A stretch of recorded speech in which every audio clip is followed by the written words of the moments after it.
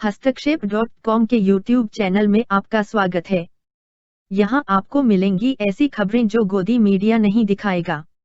खबरों की तह तक जाकर विश्लेषण देश दुनिया के जाने माने पत्रकारों, साहित्यकारों और स्तंभकारों द्वारा। चैनल का सब्सक्राइब करें और घंटी का बटन भी दबाएं ताकि नया वीडियो अपलोड होते ही आप तक खबर पहुंचे। फेसबुक लाइव में आप लोगों का स्वागत है।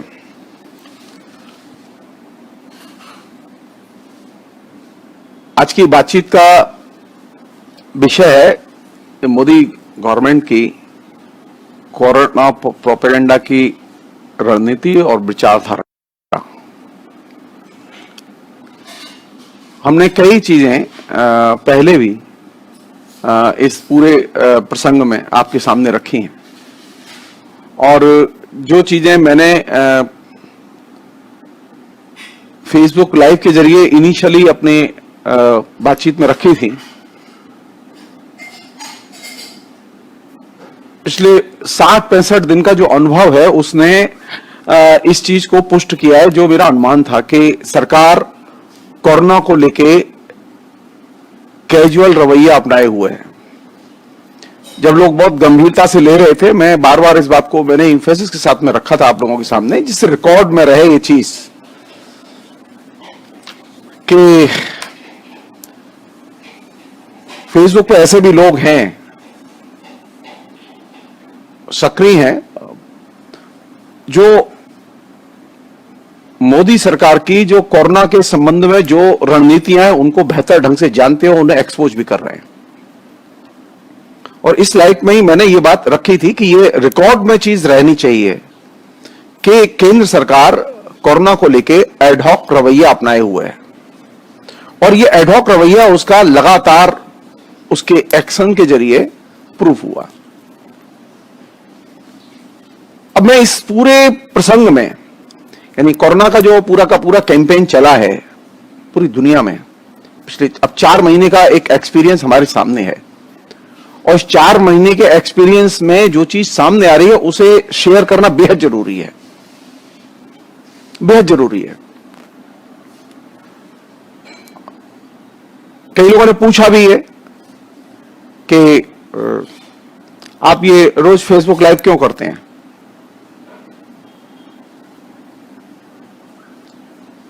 हम इसलिए फेसबुक लाइव करते हैं कि हम पढ़े लिखे लोग हैं और हम चाहते हैं कि समाज में हमारी बात सुनी जाए, हम समाज के बीच में अपनी बात रखें। अन्यथा लोग ये कहेंगे कि आप पढ़े लिखे लोग थे, आपने क्या कहा, आपने क्या किया, आप बोले क्यों नहीं।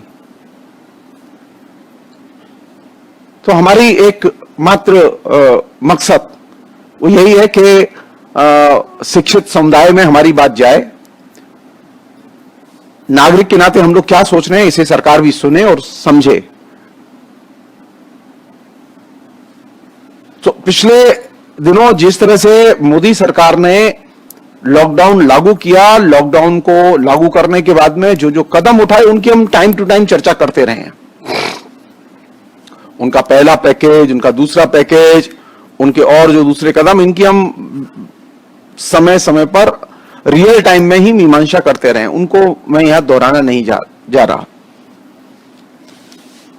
मैं ये जो आज की जो बातचीत है उसका थ्रस्ट है जो अब तक का जो कोरोना का अनुभव है और जो प्रोपेगेंडा है उसका जो अनुभव है उसको कैसे आर्टिकुलेट करें, उसे किस नजरिए से देखें।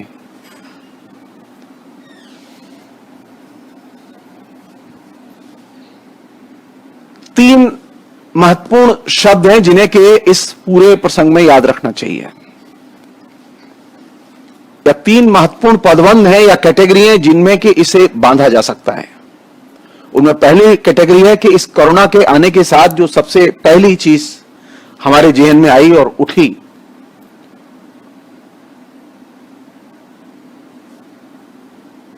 जिसे हम लोग कहते हैं अर्धसत्य।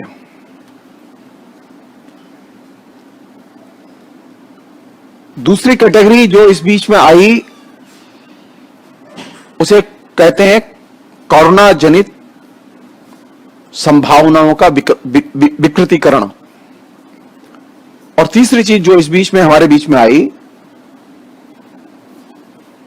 उसे कहते हैं सफेद झूठ। ये 3 बेसिक कैटेगरी हैं जिनमें के रख के कोरोना के पिछले 4 महीने के पूरे प्रचार अभियान को विश्लेषित किया जाना चाहिए।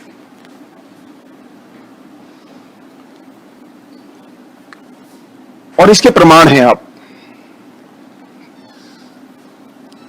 ये बात मैंने शुरू में भी रखी थी, अपने पहले दूसरे बातचीत में ही, जो फेसबुक लाइव पे है वो ऑन द रिकॉर्ड है। ये चीज मैंने रखी थी कि सरकार झूठ बोल रही है, कोरोना के बारे में चीजें झूठ कही जा रही हैं। मसलन मैंने ये बात रखी थी कि ये कोरोना जो वायरस है, ये कोरोना वायरस नेचुरल वायरस नहीं है।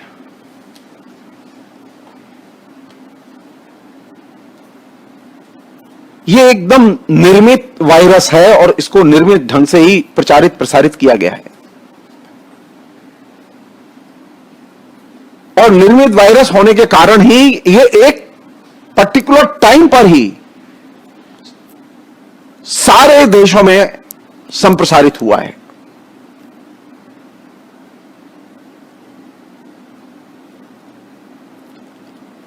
इसलिए ये नेचुरल वायरस नहीं है, ये टाइम बाउंड तरीके से आया है। और ये इसका जो अनुभव है टाइम बाउंड तरीके से आना, उसका संप्रसारित होना, कोरोना वायरस के साथ में जहां एक तरह से बायोलॉजिकल वारफेयर एक तरह से शुरू किया गया पूरी मानव सभ्यता के खिलाफ, वहीं दूसरी ओर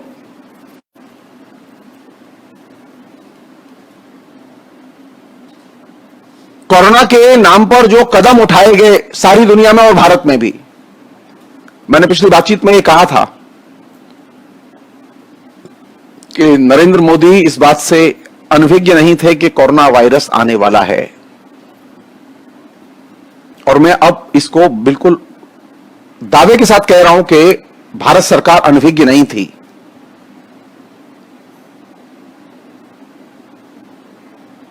कोरोना वायरस की बाकायदा एक ब्लूप्रिंट पूरी दुनिया के लिए तैयार किया गया और पूरी दुनिया को इसमें झोंक दिया गया।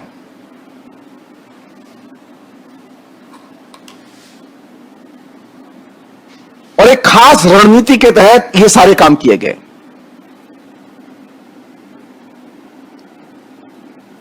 मसलन आप सरकार से कोई सवाल नहीं कर सकते। अगर कोई सवाल करते हैं तो सरकार उस सवाल का आपको ठीक से जवाब नहीं देगी।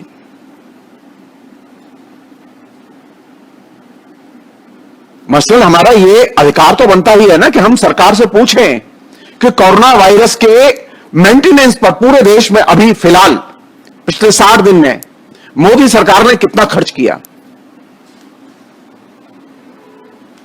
कोरोना वायरस की मेंटेनेंस पर कितना खर्च किया।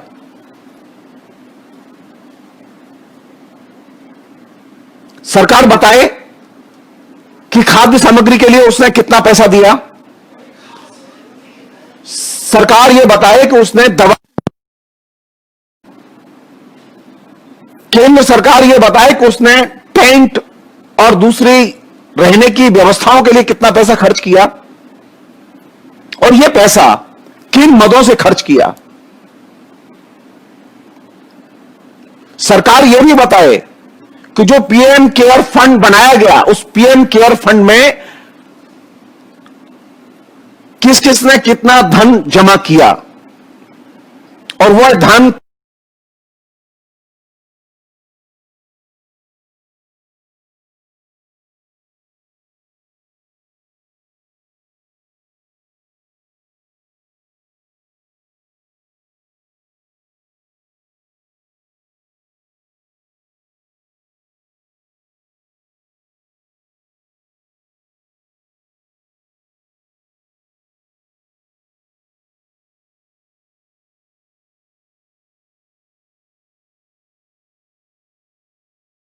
कोई जवाबदेही नहीं होगी। प्रधानमंत्री की भी जवाबदेही है, हिंदुस्तान के गृह मंत्री की भी जवाबदेही है और वित्त मंत्री की भी जवाबदेही है। आप for the time being RTI से बाहर कर लीजिए, कोई दिक्कत नहीं है। सो प्रधानमंत्री की स्टाइल ऑफ फंक्शनिंग में जो एक तरीका ये जो एडॉप्ट किया गया पिछले 6 साल में कि प्रधानमंत्री जो करेंगे और जो कहेंगे उसकी कोई जिम्मेदारी वे लेने के लिए तैयार नहीं है, यह तो संविधान की शपथ का सीधे उल्लंघन है। प्रधानमंत्री ने संविधान की शपथ लेकर दायित्व लिया है, उनकी जनता के प्रति और संसद के प्रति जवाबदेही है। प्रधानमंत्री को बताना ही होगा कि पिछले 60-65 दिनों में लॉकडाउन के पीरियड में केंद्र सरकार ने विभिन्न राज्य सरकारों को कोरोना के मद में विभिन्न और दूसरे मदों में जो कोरोना से संबंधित हैं उनमें कोरोना के लिए क्या खास आर्थिक मदद दी, राज्यों ने उसका कितना उपयोग किया, कितना उपयोग नहीं किया। राज्य ने पलट के केंद्र सरकार को सूचित किया।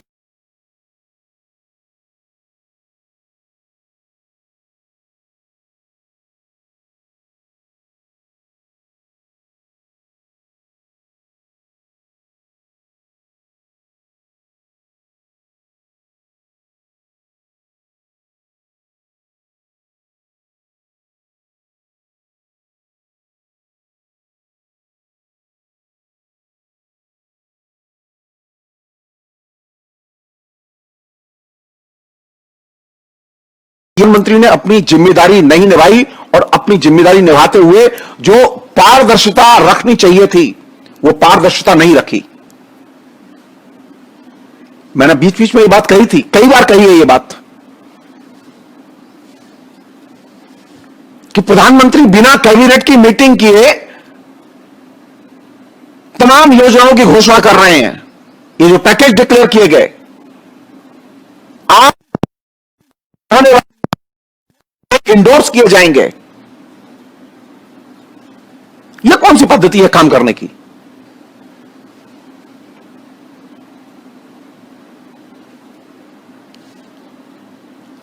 अरे कैबिनेट में तो सोनिया गांधी नहीं है, कैबिनेट में तो सीताराम येचुरी भी नहीं है, कैबिनेट में विपक्ष का कोई नहीं है, तो कैबिनेट को बताने में, कैबिनेट से मंजूरी लेने में, कैबिनेट में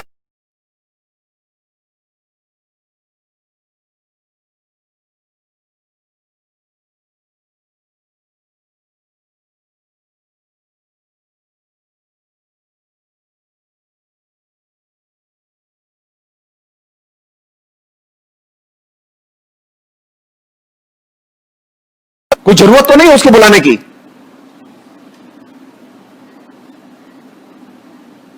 लेकिन प्रधानमंत्री ने कैबिनेट की मीटिंग नहीं बुलाई और कैबिनेट की मीटिंग बुलाकर ना तो लॉकडाउन का फैसला लिया और ना लॉकडाउन के बाद का फैसला कैबिनेट से लिया, और यह सबसे बड़ा वायलेशन है।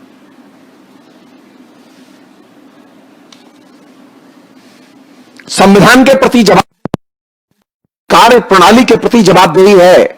आप आरटीआई एक्ट को माने या न माने, आप उसे भाड़ में फेंक दीजिए, कोई दिक्कत नहीं है।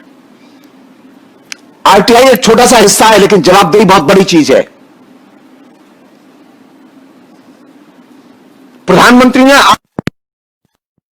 नोटबंदी की थी और उससे जो पूरे देश में जो तबाही मचाई, उस पर एक ऑथेंटिक बयान नहीं दिया जो कि रिजर्व बैंक के बयान से मेल खाता हो, और ठीक प्रधानमंत्री ने वही तरीका इस लॉकडाउन में अपनाया जो कि ठीक नहीं है। प्रधानमंत्री को अपने इस रवैये को बदलना होगा। जब कैबिनेट की मीटिंग अब होनी है और वो प्रपोजल अब अप्रूव होने हैं तो कोई दिक्कत नहीं थी। पहले क्यों घोषणा क्यों की आपने? सिर्फ प्रोपेगेंडा के लिए। सो प्रधानमंत्री के कैंपेन का और प्रधानमंत्री की रणनीति का पहला हिस्सा है अर्ध सत्य।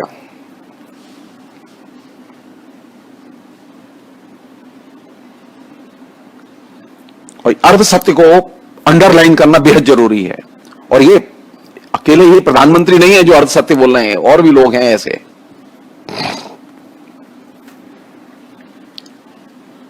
दूसरी एक चीज और जिस पर कायदे सोचा जाना चाहिए, जब सारा देश विपत्ति में पड़ा है देश के अधिकतर हिस्से कोरोना से प्रभावित हैं और लॉकडाउन से पूरी की पूरी इकोनॉमी कोलैप्स कर चुकी है। तो हम पूछना चाहते हैं कि आपने एक पैसे का टैक्स कलेक्शन नहीं किया, एक पैसे का बाजार में बिजनेस नहीं हुआ, एक मिनट के लिए किसी भी सरकारी निजी दफ्तर में काम नहीं हुआ। आप ये बताइए मुझे, जश्न किस बात का मनाना चाहते हैं आप? यहां तक कि प्रधानमंत्री के कार्यालय में भी 100% अटेंडेंस नहीं थी।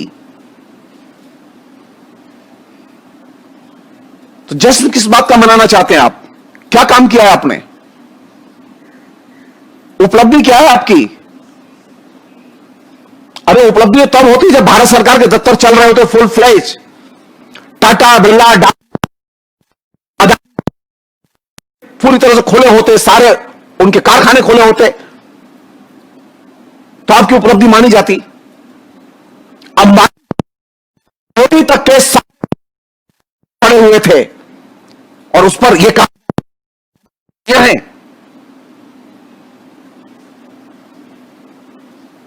जी नहीं, जी नहीं।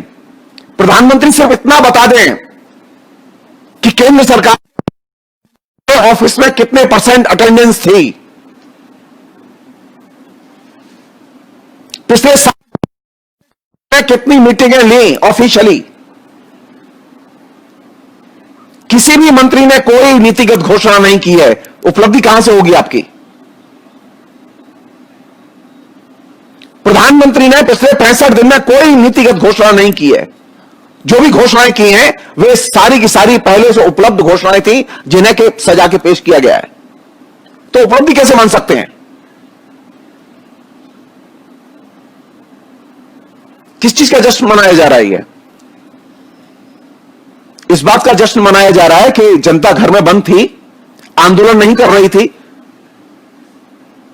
अगर इस बात का जश्न मनाया जा रहा है कि जनता की कमर तोड़ दी गई, विपक्ष की कमर तोड़ दी गई क्योंकि विपक्ष शाहीन बाग आंदोलन में लगा हुआ था, तो आपको गलतफहमी है, गलतफहमी है। हिंदुस्तान की जनता फिर कभी भी किसी भी समय लोकतांत्रिक मसलों पर उठ खड़ी होगी। आपको गलतफहमी है, और इस बार जब उठ के खड़ी होगी ना तो फिर बैठेगी नहीं। शाहीन बाग में आप देख चुके हैं,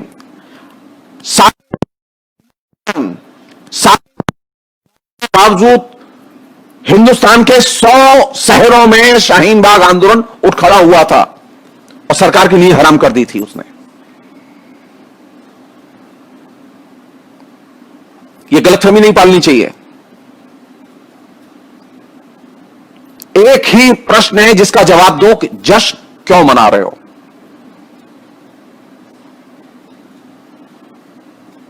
प्रधानमंत्री ने क्या कोई शोक संदेश जारी किया?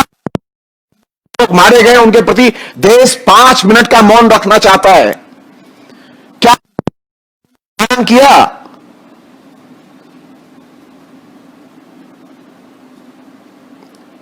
तूफान में लोग मर जाएं तो प्रधानमंत्री शोक नहीं मनाते। कोरोना संक्रमण में लोग मर जाएं तब केंद्र सरकार शोक नहीं मनाती। आश्चर्य की बात है। हां, कहीं कोई अचानक कोई घटना घट जाए और वो हाईलाइट हो जाए एक्सीडेंट की, जिसमें कुछ लोग मर गए, उस पर प्रधानमंत्री जरूर शोक मनाते हैं।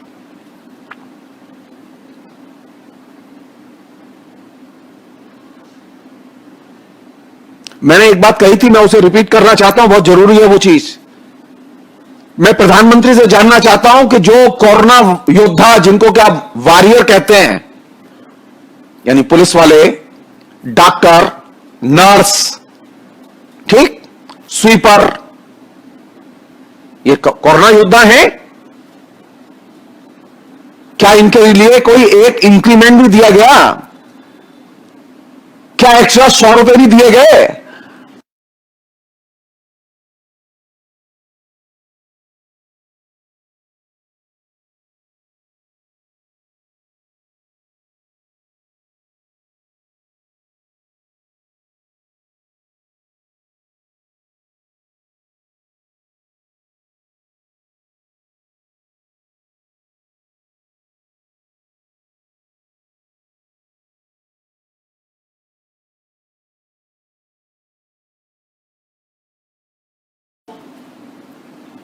क्यों उन्हें दर्जा नहीं देंगे अगर वो कोरोना योद्धा हैं और कोरोना की वजह से काम करते हुए मारे गए हैं,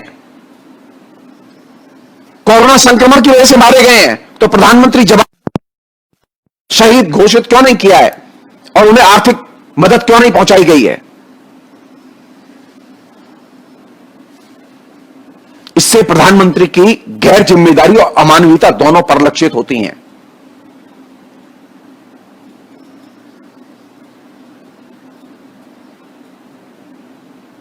ये संभावनाएं थी कोरोना में, ये संभावना सेवा में जो लोग लगे हुए हैं उनका प्रधानमंत्री मनोबल बढ़ाएं, उनकी मदद करें, लेकिन प्रधानमंत्री ने न तो मनोबल बढ़ाया और न उनकी मदद की।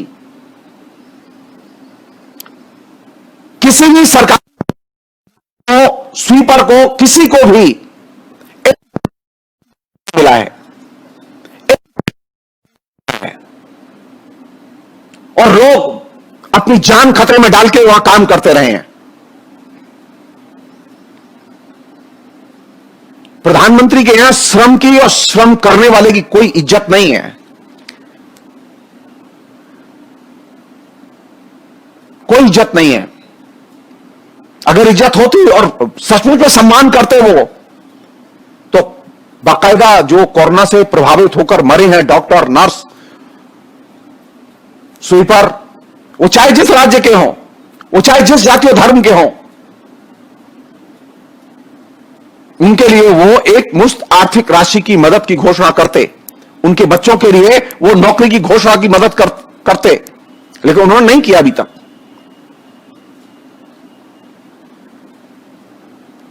जश्न किस बात का मनाना चाहते हैं आप?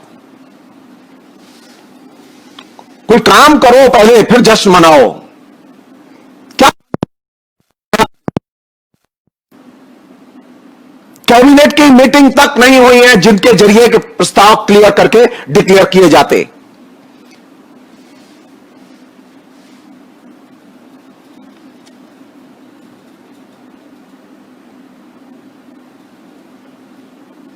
जनता को सावधान कैसा करना चाहिए और क्या होना चाहिए, मैं एक नमूना दे रहा हूं। प्रधानमंत्री ने गर्व के साथ कहा था ना, सरकार ने भी दावे के साथ कहा, आप हॉस्पिटल में जाइए और आप हॉस्पिटल में भर्ती होने के लिए कोशिश कीजिए। आप 5 लाख रुपए का पैकेज है। अब बताइए किस गरीब के पास में पैसे हैं 5 लाख रुपए अपनी कोरोना से इलाज कराने के लिए?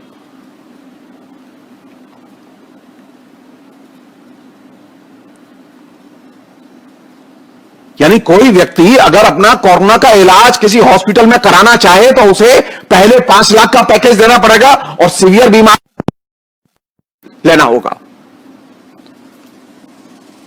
आप दिल्ली के किसी भी बड़े हॉस्पिटल में जाइए, जो कि जाइए आप, और आप 5 और 8 लाख रुपए के पैकेज आप ले सकते हैं। जब नाक के नीचे निजी घराने जनता की जमीन पर, जो कि सस्ती दर पर बेची गई थी, जिसमें वायदा किया गया था,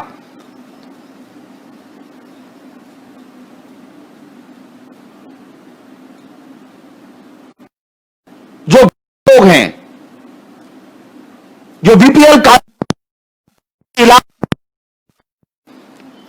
किसी भी प्राइवेट कार्ड होल्डर को फ्री में कोरोना का ट्रीटमेंट नहीं दिया गया, बल्कि उनसे पैसे मांगे जा रहे हैं और कहा जा रहा है 5 लाख जमा करो तब इलाज होगा। तो प्रधानमंत्री की नाक के नीचे केजरीवाल जो चैंपियन बनते हैं, जनता के कहते हैं कि मैं ये जो निजी लूट है उस पर मैं अंकुश लगाने की ताकत रखता हूं। केजरीवाल को भुंगा बना के रख दिया है प्राइवेट हॉस्पिटल्स के मालिकों ने।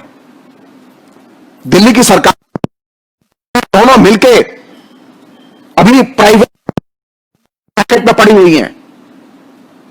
एक पॉकेट में नरेंद्र मोदी और दूसरे पॉकेट में केजरीवाल हैं।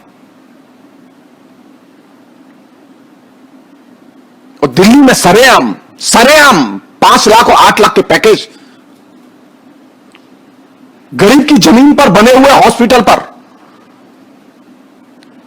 यह ऑफिशियल एग्रीमेंट का होल्डर का फ्री ट्रीटमेंट होगा।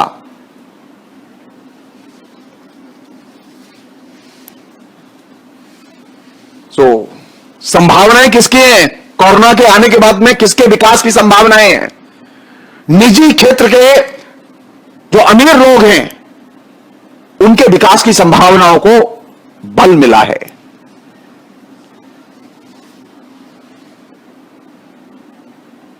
और तो आप सोच सकते हैं देश की क्या हालत होगी।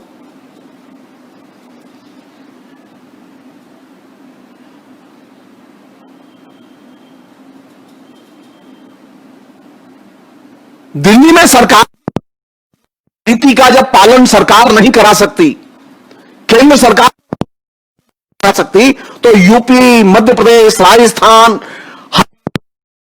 गुजरात, बंगाल, वहां तो बस भगवान ही मालिक है।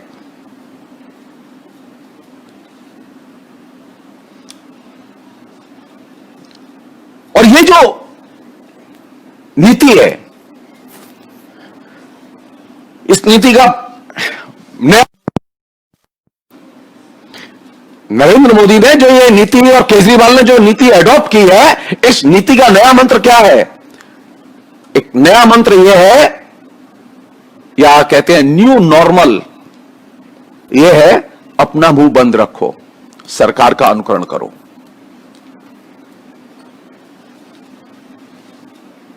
कमाल की नीति यही है। सच मत बोलो, सच की मांग भी मत करो, जो काम मत करो। मैं नरेंद्र मोदी और अमित शाह से पब्लिकली ये डिमांड करता हूं कि जो केंद्र सरकार के कर्मचारी हैं,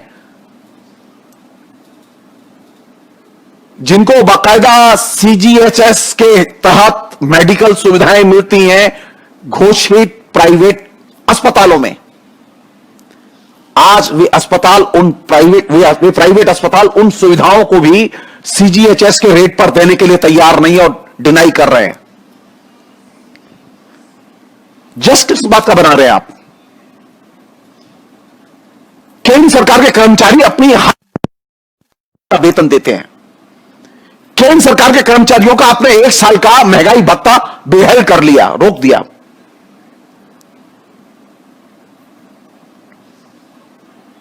यानी प्रत्येक केंद्रीय सरकार के कर्मचारी से आपने एवरेज 40 से लेकर 70-80 हजार रुपए तक वसूली की है साल में। और उसके बाद नीचे केंद्र सरकार के कर्मचारी को जो सीजीएचएस की जो फैसिलिटी, जो उसके सर्विस कंडीशन का हिस्सा है, जिसे हॉस्पिटल के लिए जो कि क्लासिफाइड है, लिस्टेड है, उनकी जिम्मेदारी सीधे सीधे डिनाई कर रहे हैं। और मैं ऐसे कई केस जानता हूं।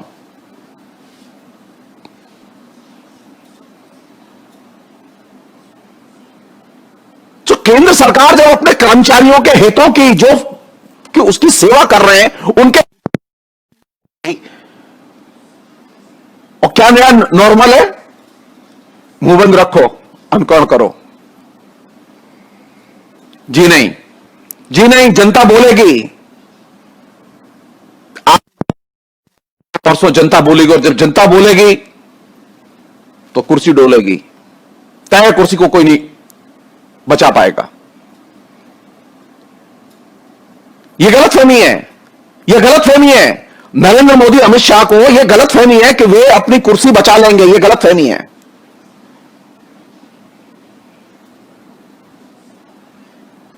एक अन्य पहलू है जिस पर के ध्यान दिया जाना चाहिए कायदे से।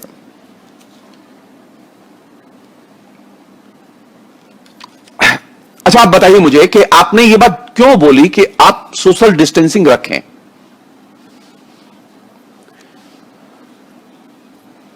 जब आप इसका पालन नहीं करा सकते,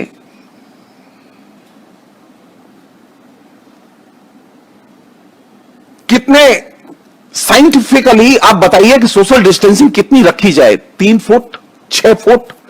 जिस तर्क से 3 फुट रखी जा सकती है, उसी तर्क से वो 12 फुट भी रखी जा सकती है, और उसी तर्क से वो 1 फुट भी रखी जा सकती है।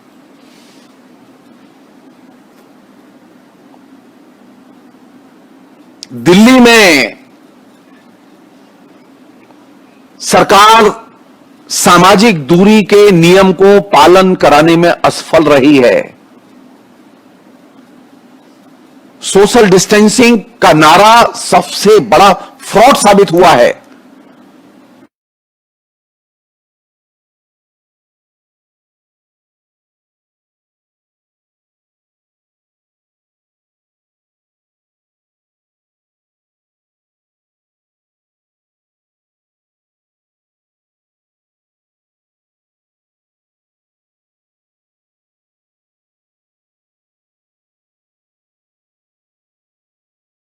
तो क्या इंप्लीमेंट किया ईमानदारी से?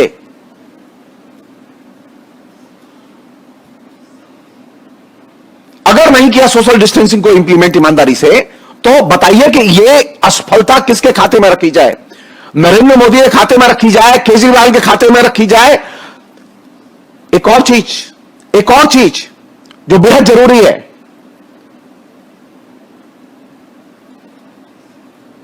कोरोना वायरस का अगर संक्रमण हुआ है, तबलीगी जमात के लोगों के जरिए हुआ था ना, आपने एफआईआर की, आपने गिरफ्तारियां की, ट्रेसिंग की और लोगों को घेरा, आपने कैंपेन किया ना? आप ये बताइए कि आपने मध्य प्रदेश के हेल्थ सेक्रेटरी और दूसरे ऑफिसर्स और मध्य प्रदेश के जो मंत्री हैं और जो उत्तराखंड के मंत्री हैं, स्वामी जी, जो कोरोना के पीड़ित होकर कैबिनेट की मीटिंग में गए और पूरी कैबिनेट को उन्होंने पीड़ित कर दिया, एफआईआर हुई? तबलीगी जमात के लोगों पर एफआईआर हो सकती है और कैंपेन हो सकता है। तो कोरोना के संप्रसारण के लिए उत्तराखंड के मंत्री और उसके परिवार के लोग हैं, मध्य प्रदेश में वह स्वास्थ्य सेक्रेटरी और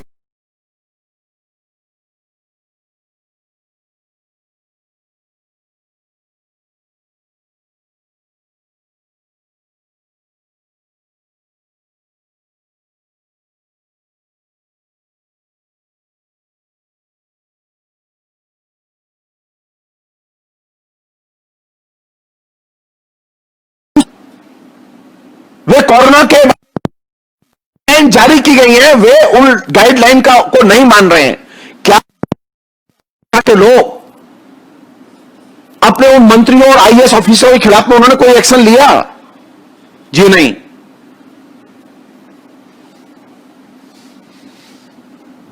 तो लॉकडाउन के लिए जो आपने गाइडलाइन तैयार से अधिक ब्रेक हुई, एक बार नहीं, दो बार नहीं, हजार मंत्रियों ने भी ब्रेक की, जनता ने भी ब्रेक की, आप उनका पालन नहीं करा पाए और यह आपकी असफलता है।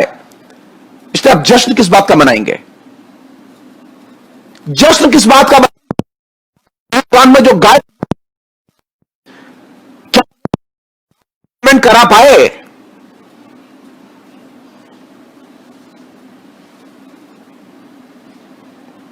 मैंने यह बात रखी थी, सबसे पहले मैंने यह बात उठाई थी फेसबुक लाइव में कि आप रेल खोलिए और रेलवे स्टेशन पर बाकायदा चेकिंग कीजिए, टेस्ट कीजिए और रेल में बुकिंग कीजिए और जाने दीजिए लोगों को।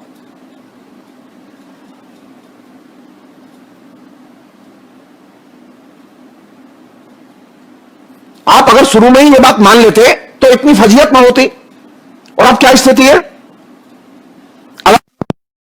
छोड़ा हुआ है प्रचार में। दूसरा सगुफा क्या है कि अब ये जो मजदूर घर लौटे हैं, जी नहीं, ये वे मजदूर हैं जिनको बीमार किया गया है।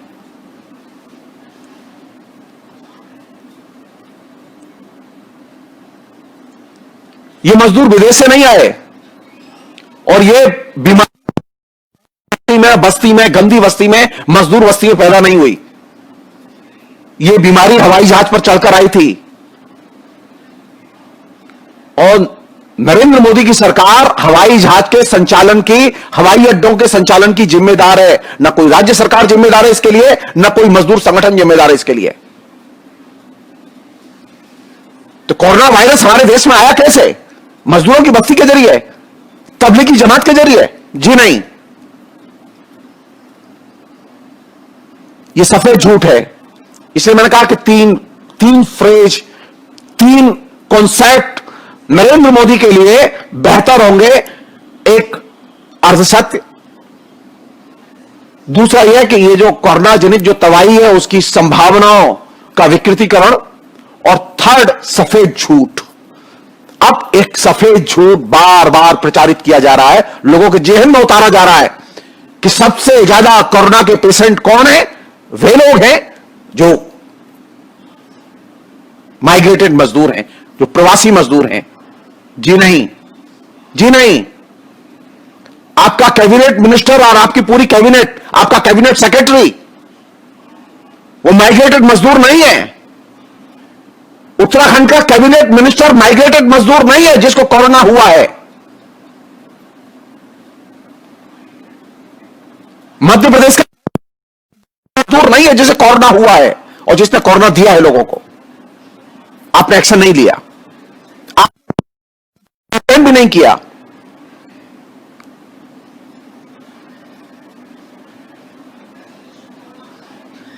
अब स्थिति यह है कि आप लगातार आपने एनिमी तैयार कर लिया है, वो है माइग्रेटेड मजदूर।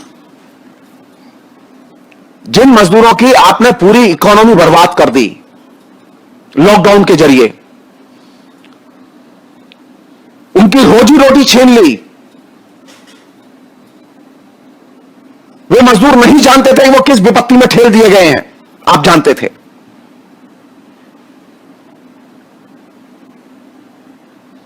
आप ये कह ही सकते थे कि जब भारत में बहुत कम केस थे तभी कह सकते थे कि भाई अब 7 दिन 10 दिन का समय दे रहे हैं आपको, आप लोग अपने अपने जो घर जाना चाहे चले जाइए और हम उसके बाद में लागू कर देंगे लॉकडाउन और मजदूरों को घर जाने देते। क्यों नहीं किया आपने? आपने क्यों नहीं एयरपोर्ट पे आने वाले सभी लोगों को क्वारंटाइन करके अलग बंद नहीं किया? कई लाख लोग विदेशों से आए हैं और वे आने दिया गया है, और ये अभी तक किया है आपने। लास्ट तक जो आपने अभी विदेश से लोग आए हैं उनको आपने जाने दिया है।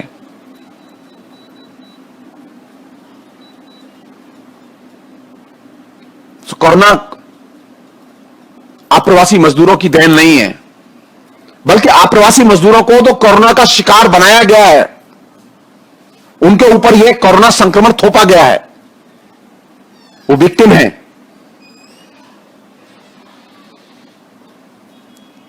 तो जश्न किस बात का? किस बात का जश्न मनाया जाए? इस बात का जश्न मनाया जाए कि कोरोना संक्रमित लोगों की संख्या 2 लाख से ऊपर पहुंच गई है और कई हजार लोग मर गए हैं। क्या इस बात का जश्न मनाया जाए कि भारत में जा रहे हैं और नष्ट किए जा रहे हैं? क्या इस बात का जश्न मनाया जाए कि भारत में कोरोना के इलाज का पैकेज घोषित कर दिया गया है? यही प्रॉमिस किया था बीजेपी ने अपने मैनिफेस्टो में। इस मामले में सारी सरकारें एक ही थैली की चट्टे बट्टे हैं। वो तर्क क्या था कि लॉकडाउन जो लागू किया गया है वो किसके लिए लागू किया गया? जनता को बचाने के लिए लागू किया गया।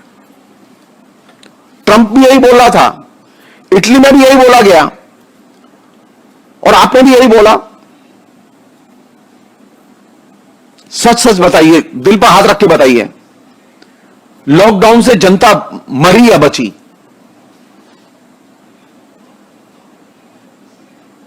सारी दुनिया जानती है, सारी दुनिया जानती है और सारी दुनिया मानती है कि गरीबी और भूख से जो बीमारियां पैदा होती हैं और जो अव्यवस्था पैदा होती है वो बहुत भयानक होती है।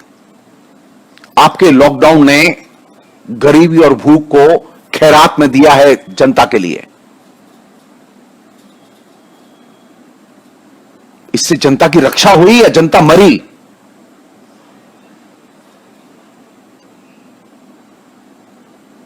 अगर लॉकडाउन से जनता की रक्षा होनी चाहिए थी और किसी अदृश्य शत्रु से या कोरोना वायरस से बचाया जाना था, तो एक बात का जवाब दो कि यह कोरोना वायरस फिर फैला क्यों? अब इतना संक्रमण फैल क्यों रहा है यहां? जिन 7 देशों में कोरोना वायरस को को लेकर लॉकडाउन बड़े पैमाने पर लागू किया गया, पूरे देश में लागू किया गया। उनमें से 6 देश कोरोना वायरस के ग्राफ को नीचे ले जाने में सफल रहे हैं और वहां स्थितियां लगातार नॉर्मल हो रही हैं।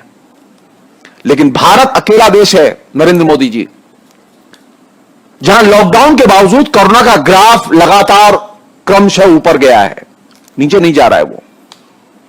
और आप लगातार झूठ बोल रहे हैं लोगों से। आप लगातार ये झूठ बोल रहे हैं कि आप जनता को बचाने के लिए ये सब कर रहे हैं। ये जनता को बचाने के लिए नहीं हो रहा ये सब। जब आप लॉकडाउन कर रहे तब भी जनता को नहीं बचा रहे थे, और अब आपने लॉकडाउन खोला है तो अब तो और भी ज्यादा जनता की रक्षा नहीं कर रहे आप।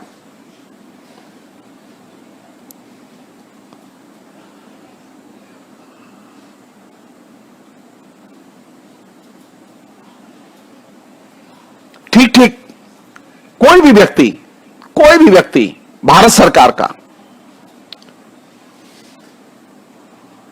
उसकी कोई जवाबदेही है कि नहीं है? कम से कम एक प्रेस रिलीज भी जारी कर दे भारत सरकार कि कोरोना के लॉकडाउन के दौरान भारत में इकोनॉमी का कितना नुकसान हुआ और किस राज्य का कितना नुकसान हुआ, किस सेक्टर का कितना नुकसान हुआ, सिर्फ इसका डाटा दे। और जब भारत सरकार डाटा दे ना, तो एक बार कश्मीर पे भी, वो देश का अंग है अब, है ना। 5 अगस्त 2019 से कश्मीर में लॉकडाउन चल रहा है मोदी जी, नॉर्मल से नहीं लौटी है। तो आप जरा बताइए कि लॉकडाउन में इकोनॉमिकली आपने देश को बचाया क्या?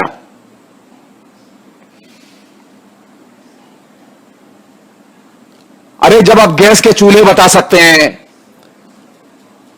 आप कर्ज किन किन किसानों को मिला है उनकी संख्या बता सकते हैं, आपने किन किन को मनरेगा में काम दिया उनकी भी संख्या बता सकते हैं, तो आप ये बताने में क्यों डर रहे हैं कि हिंदुस्तान की इकोनॉमी को कितना बड़ा नुकसान पहुंचा है लॉकडाउन की वजह से? हम भी तो देखें किस तबाही पर कैसे जश्न मनाया जाता है। शर्म नहीं आती कभी भी, ये सोचते हुए भी शर्म नहीं आती, जो छोटे दुकानदार, जो मिडिल क्लास के लोग, जो लोअर मिडिल क्लास के लोग, जो छोटे व्यापारी, जो छोटा किसान, जो मध्यवर्ती किसान, जो नरेंद्र मोदी आपको जिसने वोट दिया, आपने ठीक उसके पेट पर लात मारी है।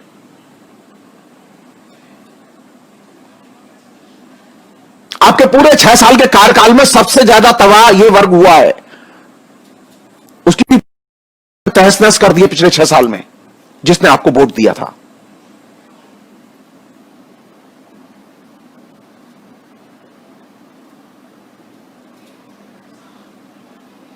यह कैसे संभव है कि हम अकाउंटेबिलिटी के बिना, जवाबदेही के बिना अपने, अरे छोड़ दीजिए, कम्युनिस्टों को छोड़िए, सोशलिस्टों को भी छोड़िए, कांग्रेसियों को एकदम गोली मारिए। अरे जिन लोगों ने आपको वोट दिया है 30% लोग, उन 30% की तो इज्जत बचा लेते।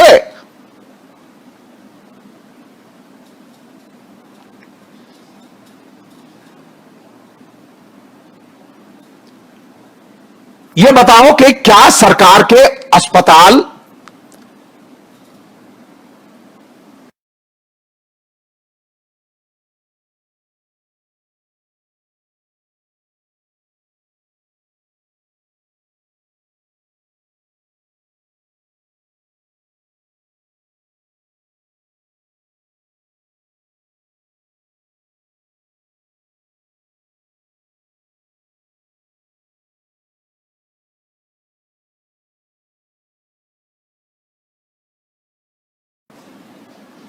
कोई पूछ नहीं रहा है आपसे, आप जस्ट मनाइए।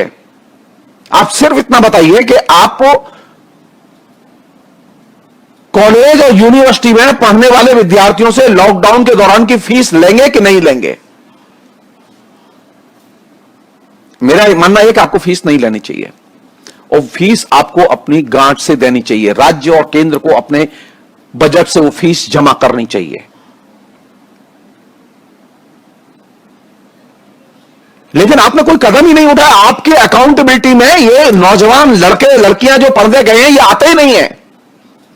ये जो बच्चे जो स्कूल नहीं जा पाए हैं लॉकडाउन के दौरान, जिनके ऊपर फीस का प्रेशर है, जिनकी इकोनॉमी एकदम तबाह, केंद्र सरकार वे पूरे देश के नौजवानों की, विश्वविद्यालय के स्नातकों की फीस जमा करे।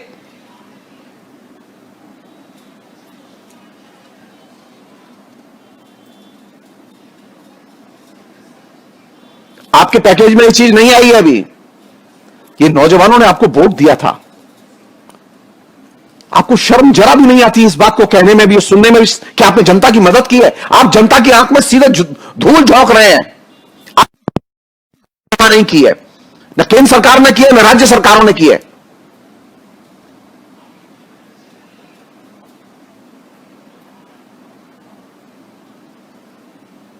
यह जिम्मेदारी बनती है केंद्र सरकार की कि कोरोना में जो लॉकडाउन किया, मीमांसा करे कि लॉकडाउन से लोगों की, जनता की रक्षा हुई या जनता का नुकसान हुआ। हमारा मानना है जनता का बड़े पैमाने पर नुकसान हुआ, क्योंकि आपने इसके इंप्लीकेशंस पर विचार ही नहीं किया। बिना विचार किए आपने 4 पूरे देश पर लॉकडाउन लागू कर दिया, बिना होंगे। अब आप सोचिए, जो लोग गरीबी में ठेल दिए गए हैं, कितने लोग ठेले गए हैं? अमेरिका की तो मालूम है 4 करोड़ लोग ठेले गए, वहां रजिस्टर्ड है। 12 करोड़ लोग ठेले गए। आपके हिसाब से कितने लोग ठेले गए? आप ये बताइए, बीजेपी के जो नौजवान लड़के हैं वो बेरोजगार हुए कि नहीं हुए? छोड़ दीजिए कांग्रेसियों को, छोड़ दीजिए बीएसपी के, एसपी के लोगों को, बीजेपी है वो बेरोजगार हुए कि नहीं हुए? अगर 25% लोग जो दुकानदार हैं, जो बीजेपी के कार्यकर्ता हैं, 60 दिन दुकानें बंद रही हैं और एक एक दुकानदार का कई कई लाख रुपए महीने का नुकसान हुआ है, और आपने एक फूटी कौड़ी नहीं दी उसे। आप कह रहे कर्ज ले लो। आप बताइए, फिर लॉकडाउन आपने जनता की रक्षा के लिए लागू किया या जनता को बर्बाद करने के लिए लागू किया? मैं एक वाक्य में कहना चाहता हूं कि आपका लॉकडाउन जनता के पूरी की पूरी इकोनॉमी पर और पूरे के पूरे सोशल फैब्रिक पर, सामाजिक संरचना और ढांचे पर सीधा कुठाराघात था। और जनता के अंदर जो गरीबी, वो बीमारियां पैदा होंगी, वो और भी भयानक होंगी, वो कोरोना से भी ज्यादा भयानक होंगी।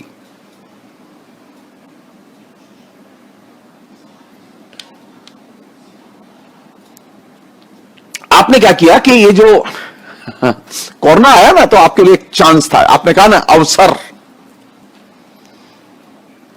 अब हमें इस अवसर का इस्तेमाल करना चाहिए। तो आपने अवसर का इस्तेमाल कैसे किया? आपने अवसर का इस्तेमाल किया, आपने एक नए किस्म की राजनीतिक, आर्थिक, सामाजिक, सांस्कृतिक रिस्ट्रक्चरिंग की है। उसमें आपने भारत की भी रिस्ट्रक्चरिंग की है।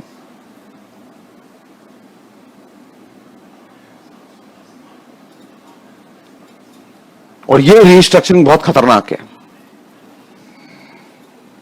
आपके लॉकडाउन का सभी लोगों ने समर्थन किया था। बहुत कम लोग थे जो इसके पक्ष में नहीं थे, सभी ने समर्थन किया। हर अक्लमंद आदमी ने समर्थन किया उसके। भाई लॉकडाउन है, सरकार चाहती है बचाना, सरकार की मदद करो। लेकिन सरकार की मदद किसी काम नहीं आई। सरकार की मदद तो की, लेकिन सरकार ने इस मदद का दुरुपयोग किया। उसने न तो मेडिकल सुविधाओं को सजाया, संवारा और विस्तारित किया, और न उसने सामाजिक जीवन में जो दुर्घटनाएं घटी, इस बीच में जो चेंजेस हुए, उनमें कोई हेल्प की।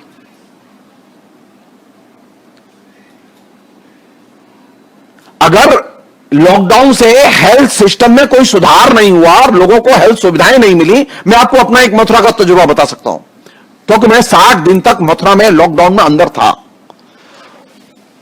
और मैं 60 दिन के बाद दिल्ली में आया। मैंने कम से कम 4 या 5 बार ई पास के लिए अप्लाई किया, लेकिन मुझे रेस्पॉन्स ही नहीं आया। मैंने अपने दोस्तों के जरिए अप्लाई किया, उन्हें रेस्पॉन्स नहीं आया। मैं अकेला फंसा हुआ था। और जब मैं दिल्ली आ गया धड़ाधड़ ई पास आ गए। और मेरे दोस्तों ने भी जो ई पास के लिए अप्लाई किया था 15-15 दिन पहले, वो भी ई पास बन के आ गए। कमाल है, कमाल। अच्छा, मेरे जैसे व्यक्ति, पढ़े लिखे व्यक्ति, प्रोफेसर हूं मैं, जब मेरे जैसे पढ़े लिखे व्यक्ति के लिए सकता, मैं घर से मकान नहीं जा सकता था, लॉकडाउन का मतलब घर में कैद करना है, तो आप गलतफहमी के शिकार हैं।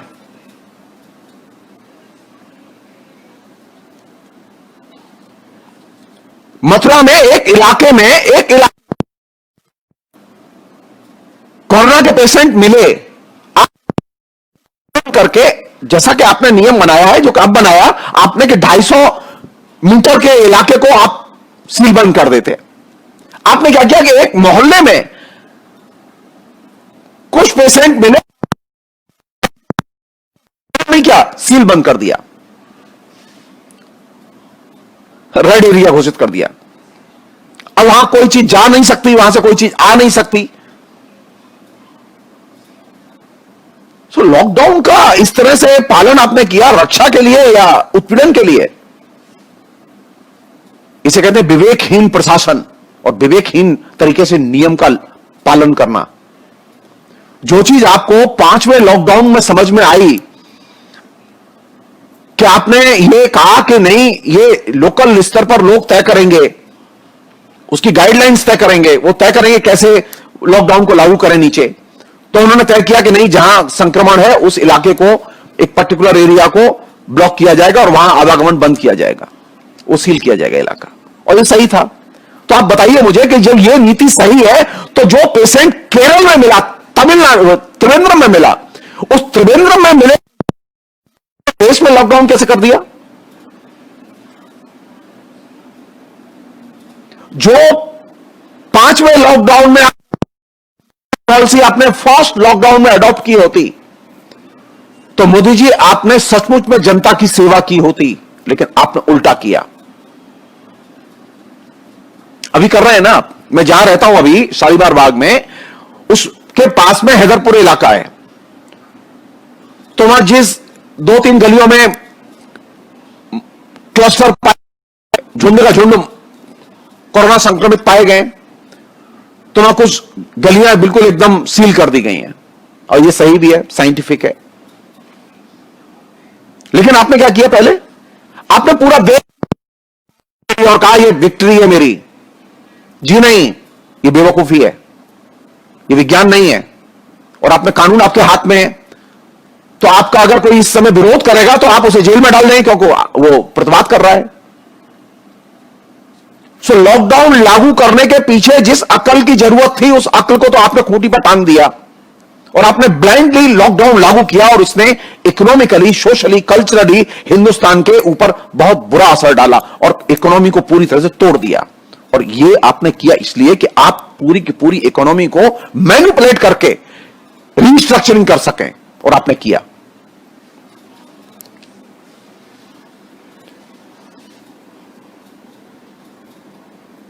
एक और चीज है जो कि आप जवाब देंगे हमें, हम नहीं जानते, क्योंकि आप सेलिब्रेट आप कर रहे हैं।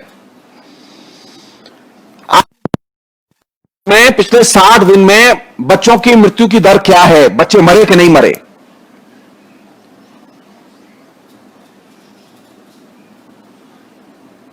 औरतों ने बच्चों को जन्म दिया कि नहीं दिया? और जो लोग मरे उसमें कितने लोग कोरोना से मरे और कितने लोग बिना कोरोना के मरे मरीजों में? आपने अभी तक डाटा नहीं दिया है। और क्यों नहीं दिया है आपने, ये आप जाने। अगर जिस दिन आप डाटा देंगे, आप तय मानिए आपका झूठ एकदम धराशायी हो जाएगा।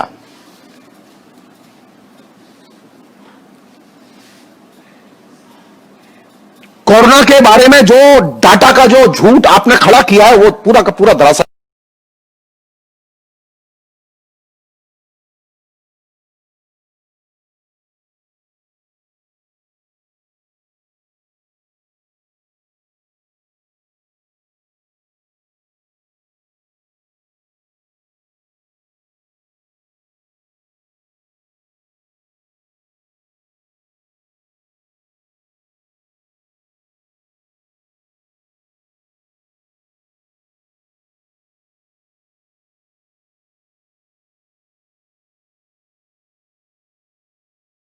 में जो लोग कोरोना से मर रहे हैं उनका डाटा, एक हमने डाटा पेश भी किया था, वो मेरे संवाद में है।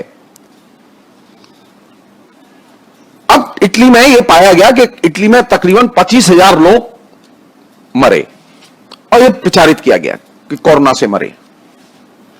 अब ऑफिशियल डाटा आ चुका है।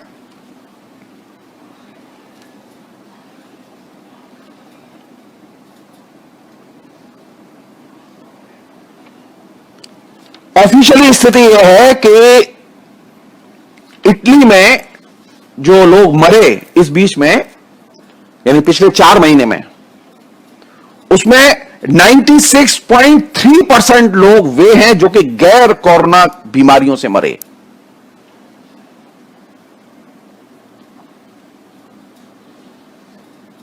मैंने अपने पहले या दूसरे ब्रॉडकास्ट में ही यह बात आपके सामने रखी थी कि इटली में नॉर्मली सालाना मरने वालों की संख्या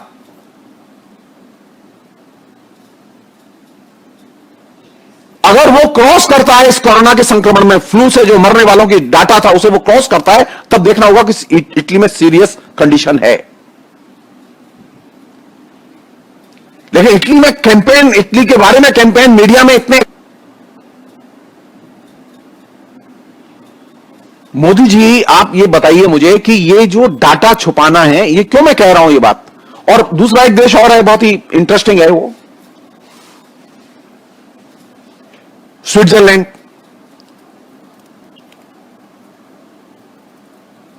थर्ड है जर्मनी।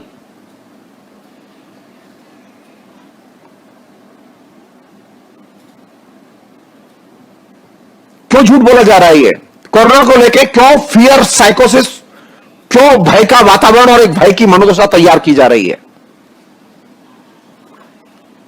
लॉकडाउन के दौरान, लॉकडाउन के पहले संभाषण से लेकर चौथे संभाषण तक प्रधानमंत्री नरेंद्र मोदी ने कोरोना को लेकर जो फियर क्रिएट किया, उस फियर ने बहुत बड़ा नुकसान किया। और नरेंद्र मोदी ने खाली फियर नहीं क्रिएट किया, यह इंटरनेशनल ब्रांड, ये इंटरनेशनल मॉडल है पूरे के पूरे कोरोना के कैंपेन का, सभी राष्ट्राध्यक्षों का। फियर क्रिएट करो। ट्रंप ने भी ये किया, इटली के लोगों ने भी ये किया, स्पेन के लोगों ने भी ये किया, भारत के प्रधानमंत्री ने भी ये किया। मैंने जो शुरू में ये बात कही थी कि कोरोना एक निर्मित बीमारी है, निर्मित संक्रमण है, वो नेचुरल संक्रमण नहीं है। इसलिए वो एक ही तरह से, एक ही भाषा में, अध्यक्ष एक ही भाषा में बोल रहे हैं और एक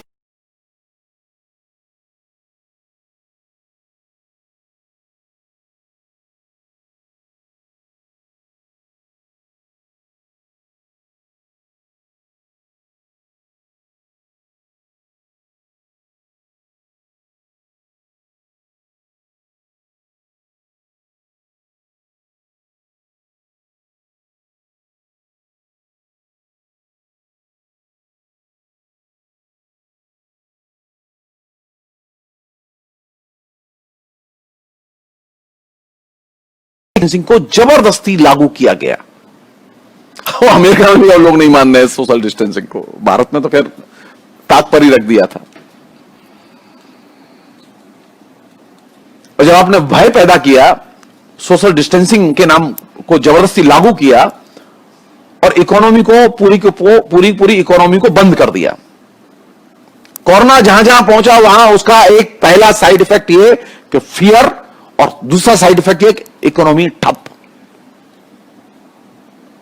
और थर्ड साइड इफेक्ट ये कि जो सरकारें थीं, वो चाहे मोदी की सरकार हो या ट्रंप की सरकार हो या इटली की सरकार हो या ब्रिटेन की सरकार हो, ये सारी सरकारों ने अधिनायकवादी तरीके से फैसले लिए। एक खास तरह का पैटर्न, पॉलिटिकल पैटर्न, फैसले लेने का, काम करने का पैटर्न, वो एक खास तरह का पैटर्न दिखाई दे रहा है।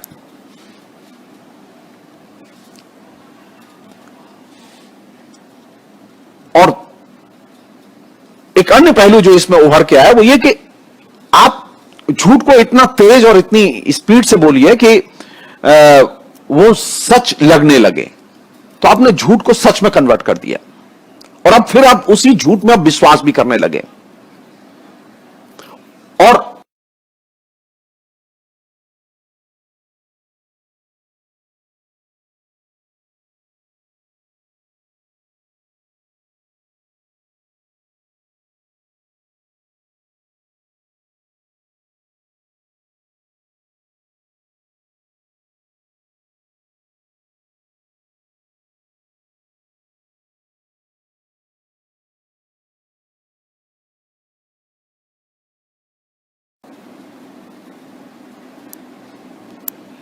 और अब स्थिति है कि अब झूठ को ही लोग सच मान बैठे हैं। कायदे से होना चाहिए था, झूठ से लड़ना चाहिए था। सरकार से लड़ो या न लड़ो, लेकिन जो है कि लॉकडाउन से आपकी जान बची, ये झूठ है। ये झूठ है कि कोरोना से डरना चाहिए, झूठ है। ये कोरोना से जो भयभीत किया गया, ये जानबूझ के भयभीत किया, क्योंकि भय में एक साइकोलॉजिकल फैक्टर है, और एक साइकोलॉजिकल फैक्टर में एक सबसे बड़ी चीज क्या है? क्या किया आपने इस बीच में? सबसे ज्यादा क्या किया बताइए? आपस में आप एक चीज नोटिस करेंगे, आपस में सबसे ज्यादा विवाद हुए जब फियर, भय का वातावरण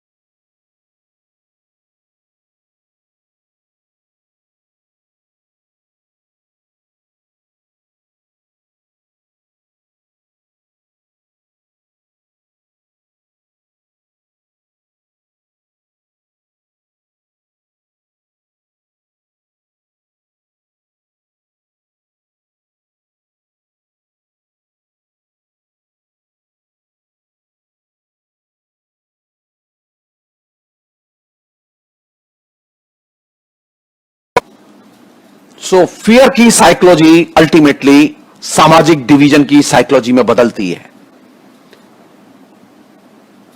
और यही वजह थी कि लॉकडाउन में एक ही चीज पर सबसे ज्यादा जोर था, फियर, फियर और सिर्फ फियर। एक अन्य पहलू है जिस पर सोचना चाहिए कायदे से, वो ये कि एक कोरोना को महामारी कहें या क्या कहें। सरकार तो महामारी कह नहीं रही, विश्व स्वास्थ्य संगठन उसे हेल्थ इमरजेंसी कह रहा है, महामारी वो भी नहीं कह रहा। हम लोगों के लिए क्या है ये? सरकार के जो लोगों के भाषण है ना, सुनिए जरा ध्यान से। नरेंद्र मोदी की जो अभी अच्छी अच्छी बातें हैं ना, जो कल परसों तरसों 3-4 दिन से जो बोल रहे हैं, सुनिए ध्यान से। नरेंद्र मोदी के लिए कोरोना एक जीवंत अनुभव है।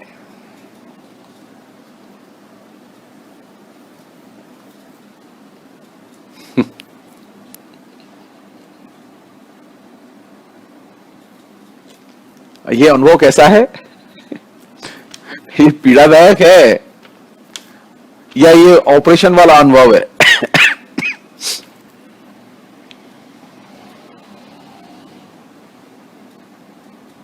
और एक और चीज, कल जो उन्होंने भारतीय व्यापारियों के लिए जो भाषण दिया है, उस भाषण के बाद जो चीज निकल रही है दिमाग से और अभी आ रही है धीरे धीरे, और जो उनके फैसलों से साफ निकल के आई है, जिस तरह से उन्होंने 9 बड़े क्षेत्रों का निजीकरण किया है, सरकारी संस्थानों का, उसमें एक चीज साफ निकल के आई है कि अब लोकतांत्रिक प्रशासन की पद्धति को बदल के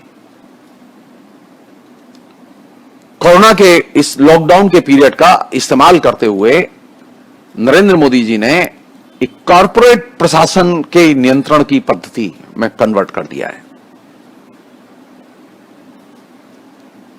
अब देश में जो कुछ होगा वो कोरोना की आड़ में जो तैयार हुआ है ढांचा, अब उस ढांचे के तहत होगा, और इसमें कंट्रोल कॉर्पोरेट घरानों का।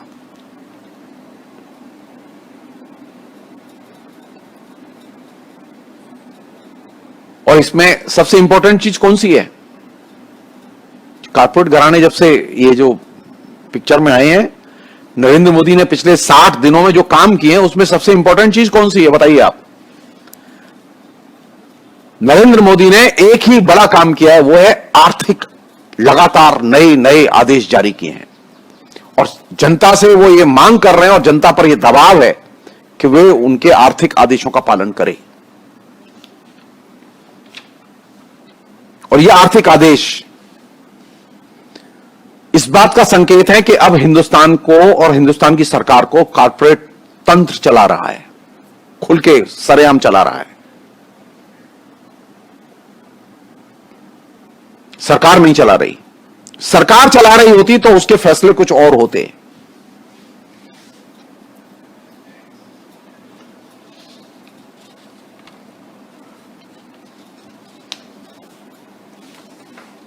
लास्ट चीज इस पूरे प्रसंग में,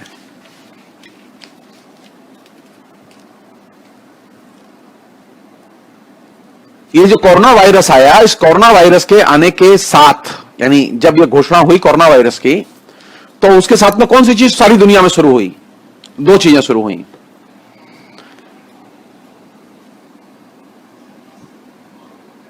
वो ये कि जो ही विश्व स्वास्थ्य संगठन ने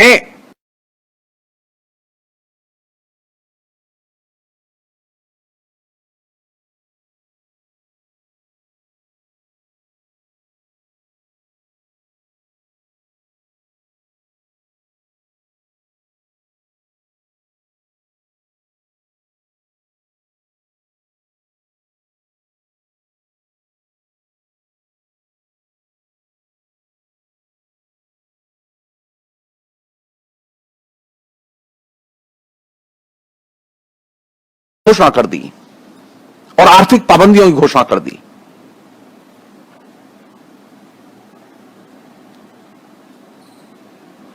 तो जो कोरोना वायरस आया, इसके खिलाफ में दुनिया को लड़ना चाहिए था मिलके, लेकिन अमेरिका ने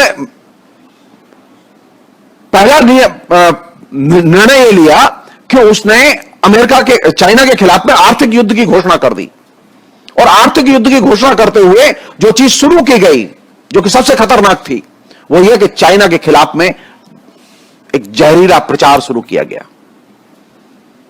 चाइनीज लोग, चाइनीज वस्तुएं, चाइना देश, इन सब के खिलाफ में एक विश्वव्यापी मुहिम शुरू की गई। भारत में भी आरएसएस के लोगों ने और दूसरे लोगों ने बाकायदा इस बात पर जोर दिया कि ये जो बीमारी है, ये किसके द्वारा पैदा की गई बीमारी है? ये चाइना के द्वारा पैदा की गई बीमारी है। एथनिकली, नेशनली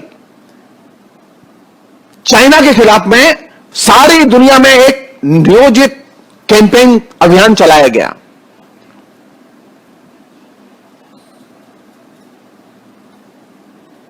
और इस नियोजित कैंपेन अभियान के जरिए ब्रिटेन में, अमेरिका में जो चाइनीज नागरिक रहते थे, उनको तो डायरेक्ट सीधे पर्सनली टारगेट किया गया।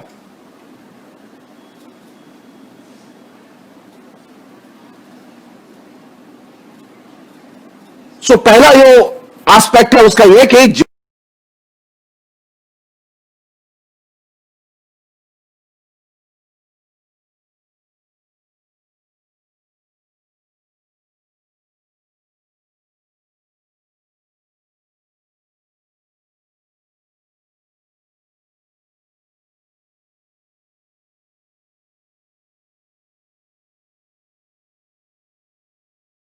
स्टॉक एक्सचेंज में तबाही मच गई।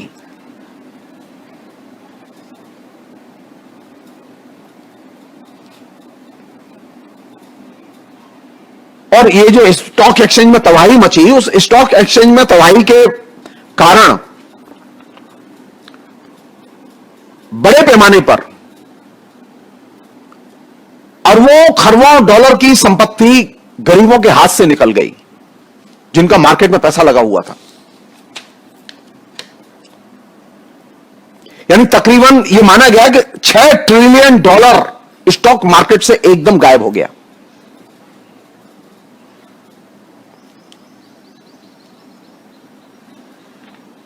थर्ड, यही कोरोना वायरस के पीरियड में तेल के दाम एकदम नीचे चले गए, बुरी तरह से गिर गए। जो लोग सोच रहे हैं कि कोरोना वायरस सिर्फ नेचुरल कोई दुर्घटना है, वो गलत सोच रहे हैं। वो गलत सोच रहे हैं।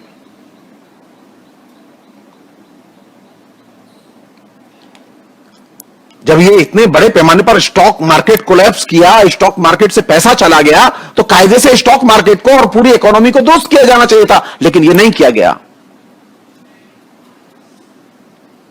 जब सारी दुनिया में तेल की कीमतों एकदम नीचे चली गई, भारत सरकार को कम से कम तेल की जो अंतर्राष्ट्रीय कीमत है उसकी संगति में ही भारत में तेल के दाम नीचे करने चाहिए थे, लेकिन भारत सरकार ने ऐसा नहीं किया।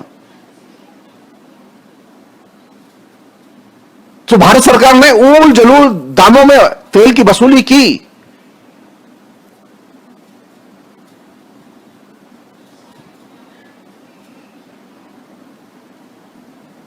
इससे किसे फायदा हुआ? इस लूट से किसे फायदा हुआ? तेल की लूट से।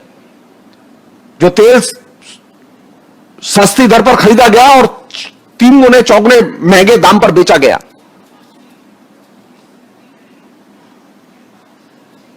किसकी इकोनॉमी को बल मिला इससे?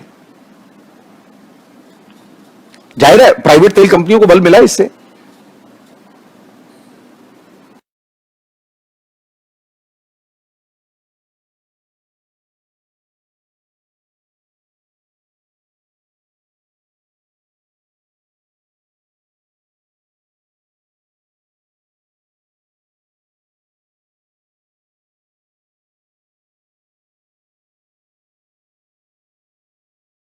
सरकार ने अपनी नीति का पालन नहीं किया, मोदी ने अपनी नीति का पालन नहीं किया और आपकी जेब से जबरिया पैसे निकाले।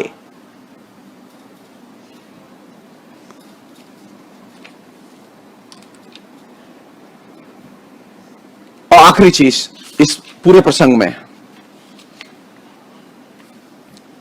इस संकट से निकलने का रास्ता क्या है?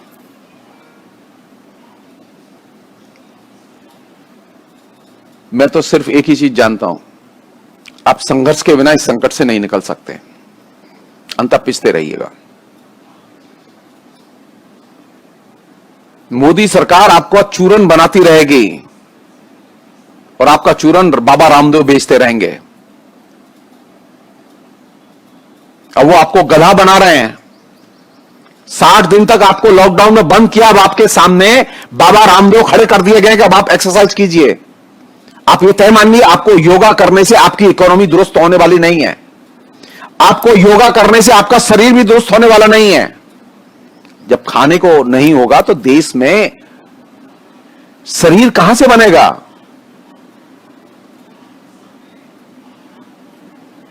एक नीतिहीन सरकार, एक दिशाहीन सरकार के रहते हुए क्या ये आप उम्मीद कर सकते हैं कि वो कोई नीति की घोषणा ही ना करे? मोदी सरकार ने कोई नीतिगत नई घोषणा नहीं की है जिसके तहत यह सोचा जाए कि यह सरकार कोरोना वायरस के दौरान जो इकोनॉमी कोलैप्स की थी उससे बाहर निकलना चाहती है। अब सड़कें तो बनेंगी नहीं, कंस्ट्रक्शन होगा नहीं, जहाज चलेंगे नहीं। बाजार भी गया हूं इस बीच में कई बार, मैं ये सोच के कि शायद लोग मिल जाएं। बाजार में एकदम मुर्दनी छाई हुई है। दुकान है, दुकान पे माल नहीं है और खरीदार नहीं है और दुकानदार की हवाइयां उड़ी हुई हैं। आप तय मानिए, दिशाहीन सरकार हो और नीतिहीन सरकार हो तो ऐसी स्थिति में जनता के पास में संघर्ष के अलावा कोई विकल्प नहीं होता। आप जब तक संघर्ष के लिए कमर नहीं कसेंगे, हिंदुस्तान को इस विपत्ति से निकालने के लिए आप एक साझा एजेंडा नहीं बनाएंगे हिंदुस्तान की मुक्ति का। ये लड़ाई जानते हैं 1947 में हिंदुस्तान के आजाद होने की लड़ाई से भी ज्यादा महंगी और कीमती लड़ाई होगी। हिंदुस्तान में जब देश आजाद हुआ था 1947 में, तो आपके अंग्रेज शत्रु थे और आज स्थिति है आपके भाई बहन शत्रु बना दिए गए हैं। आज आपकी लड़ाई भाजपा से है। वह भाजपा सरकार जिसको कि आपने वोट देकर खड़ा किया था, आज आपको अपने ही वोट दी हुई सरकार के खिलाफ सड़क पर उतरना होगा। जब तक आप सड़क पर नहीं उतरते, किस बात के लिए? रोजगार के लिए। किस बात के लिए? बेरोजगारी भत्ते के लिए। किस बात के लिए? सस्ती शिक्षा के लिए, कंपलसरी एजुकेशन के लिए। किस बात के लिए आपको सड़क पर उतरना होगा? सारी फैसिलिटीज का नेशनलाइजेशन किया जाए। ये जो लूट मच रही है, ये जो लूट मची हुई है पूरी सरकारी संपत्ति की और सरकारी सुविधाओं की, इस लूट को एक आवाज से बुलंद करके रोकना होगा और पुनः नए सिरे से आपको नेशनलाइजेशन को एक केंद्रीय एजेंडा बनाना होगा। आपको रिस्ट्रक्चरिंग करनी है ना। अगर टाटा बिरला को अपने पैर पर खड़ा होना है तो अपने पैसे से खड़े हो वो पैर पर। मैं अपने पैर पर खड़ा हूं ना, अपने पैसे से खड़ा हुआ हूं। मैंने सरकार से कभी लोन नहीं लिया। मुकेश अंबानी अपने पैर पर क्यों नहीं खड़ा हो सकता? उसे सरकार से लोन लेकर ही कारखाना लगाने की जरूरत क्यों महसूस होती है? और जब कारखाना लगाता है तो वह लोन क्यों नहीं अदा करता?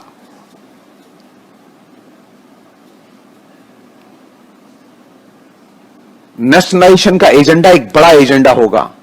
उसमें तेल का भी नेशनलाइजेशन होना है, उसका एजुकेशन का भी नेशनलाइजेशन होना है, उसमें चिकित्सा का भी नेशनलाइजेशन होना है। बिना नेशनलाइजेशन किए, राष्ट्रीयकरण किए आप इस सरकार को ध्वस्त नहीं कर सकते और इस देश में प्राणों का संचार नहीं कर सकते। अन्यथा आप तय मानिए ये देश सड़ेगा और सड़ेगा और तकलीफों में जाएगा, क्योंकि इस सरकार के एजेंडे पर बेरोजगारी से लड़ने का कोई पर्सपेक्टिव नहीं है, कोई प्रोग्राम नहीं है। आज की पहली दो सबसे बड़ी जरूरत है, बेरोजगारों को काम दो या बेकारी भत्ता दो। यह नारा आज का सबसे जेन्युइन और सटीक नारा है।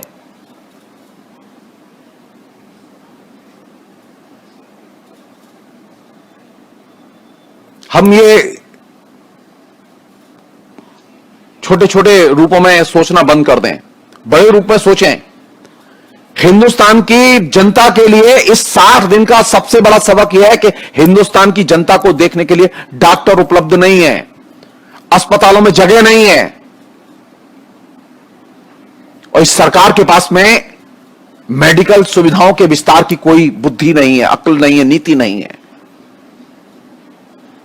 तो पहले 3 बड़े काम, रोजगार दिया जाए, नहीं तो बेरोजगारी भत्ता दिया जाए और इसके लिए जरूरी है कि सारे देश में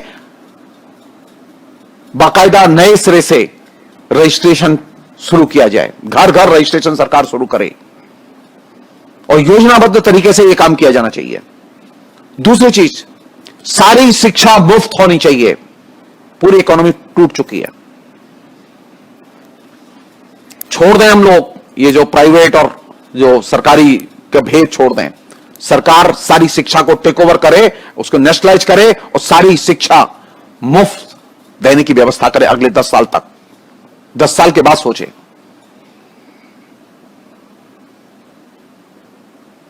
और सारी चिकित्सा व्यवस्थाओं का नेशनलाइजेशन किया जाए और चिकित्सा व्यवस्थाएं जनता को फ्री में उपलब्ध हों, सरकार उनकी जिम्मेदारी। ये 3 चीजें बेहद जरूरी हैं और ये 3 चीजें हमारे सबके कॉमन एजेंडा में शामिल होनी चाहिए और ये बिना आंदोलन के नहीं होंगी। इसलिए अब लॉकडाउन से तो निकल लिए हो, अब सड़कों पर आओ और वही एक जगह है जहां के आपको पीस मिलेगा। वही एक जगह है जहां पे कि आप एक नए भारत का निर्माण कर सकते हैं। नए भारत का निर्माण जानते हैं अवसाद में नहीं हो सकता और नए भारत का निर्माण गुलामी की मानसिकता में नहीं हो सकता। नए भारत के निर्माण के लिए नए सपने देखना बेहद जरूरी है और नए सपने नरेंद्र मोदी के पास नहीं है। नरेंद्र मोदी के पास तो सपने ही नहीं है। एकदम स्वप्न रहित नायक है वो, जिसके पास कोई सपने नहीं है। वो सिर्फ झूठ और झूठ और झूठ बोलता है। जरूरत इस बात की है कि भारत नए सपने देखे, भारत के नौजवान नए सपने देखें और भारत के राजनीतिक दल नए सपने देखें और वे सड़कों पर निकलें और उनके पास में एक कॉमन एजेंडा हो, जनता का एजेंडा, जिसमें 3 चीजें प्रमुख हों। बेकारों को बेकारी भत्ता दो या रोजगार दो, शिक्षा का राष्ट्रीयकरण हो और सबको शिक्षा दी जाए फ्री, और तीसरी चीज सबको मेडिकल सुविधाएं फ्री दी जाएं। बिना इसको किए आप पूरी इकोनॉमी को रिवाइव नहीं कर सकते। जो लोग सोच रहे हैं कि हम इकोनॉमी को ये टहनियों में पानी डालने से अब काम नहीं बनने वाला, क्योंकि पूरा पेड़ सड़ चुका है, पूरा सिस्टम सड़ चुका है। सो बेस्ट है आपस में कम्युनिकेशन बढ़ाएं, आपस में विश्वास बढ़ाएं, आपस में मेलजोल बढ़ाएं और सड़कों पर निकलें, आंदोलन करें। यही एकमात्र मैसेज है पोस्ट